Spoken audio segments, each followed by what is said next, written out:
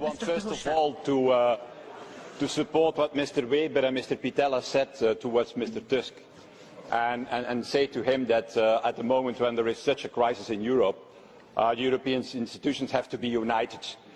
European Council and European Parliament, and as you are invited here, you invite us also on Council meetings, and do that also in the extraordinary meetings, please. Well, Mr. Tsipras, welcome. You see, you don't have to be afraid of the European Parliament.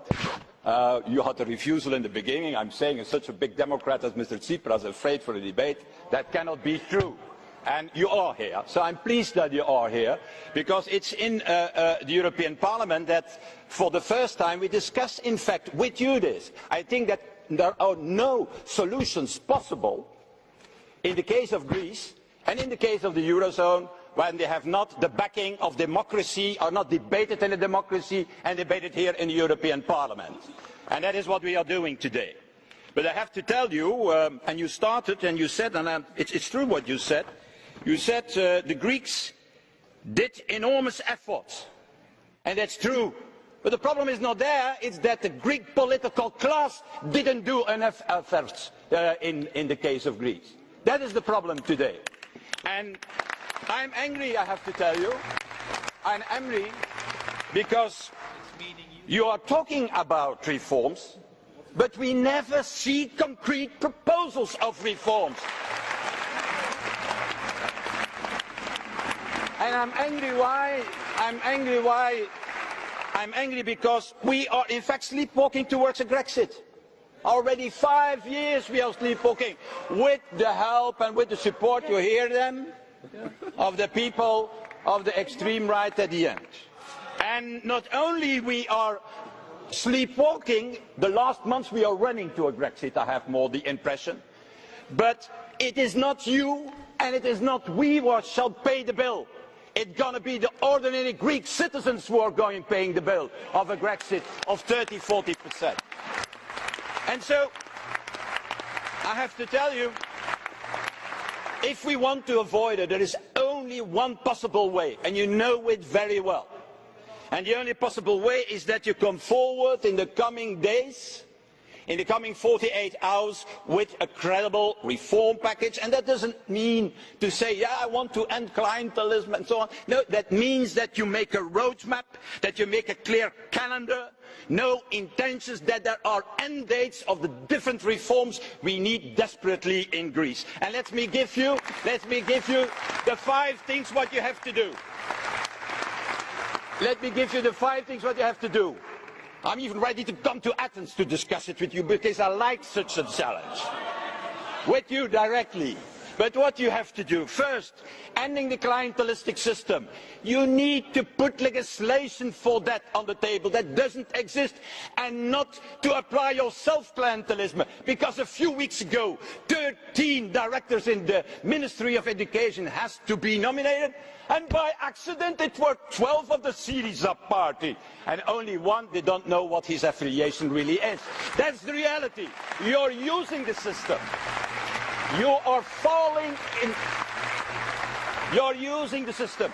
You are falling in the trap also of PASOK, who was also the big party of change in Greece after the colonels, and who did nothing at all than using the clientelistic system for years and for years in their own advantage. You have to downsize the public sector. I know it's difficult maybe for the leftists, but it has to be done. Because 800,000 people, civil servants, that cannot work. You, Mr. Tsipras, you have to transform the public banks in a private banking sector. You have to open the markets and the professions for young people. We don't have legislation. Put legislation on the table to open at least 10 professions who are still closed in your country. And finally, let's propose to end the privileges in your country. The privileges of the ship owners, the privilege of the military, the privilege of the Orthodox Church in your country, the privilege. Yeah, but you like it, privilege, okay, very fine. They like privileges, but I not. The privileges of the Greek islands and the privilege, not to forget, of the political parties, the privilege of the political parties in your countries who receive every day loans and money from public banks who are in fact bankrupt. Also, Syriza, your party, receives such money.